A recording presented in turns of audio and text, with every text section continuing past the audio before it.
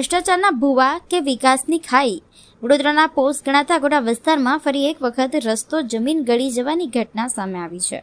કરોડોના ખર્ચે બનેલા રસ્તાઓ પહેલી જ સિઝનમાં કેમ બેસી જાય છે તે અંગે હવે સવાલો ઉઠી રહ્યા છે. અગોડા વિસ્તારમાં મુખ્ય માર્ગ પર અચાનક પડેલા વિરાટ ભૂવાએ સ્થાનિકોમાં ભય અને રોષનું વાતાવરણ સર્જ્યું છે. રસ્તા પર પડેલો આ ઊંડો ભૂવો કોઈપણ વાહન ચાલક માટે જીવલેણ સાબિત થઈ શકે તેવી સ્થિતિમાં છે. સ્થાનિક રહીશોનું કહેવું છે કે આ પ્રકારની સમસ્યા નવી નથી.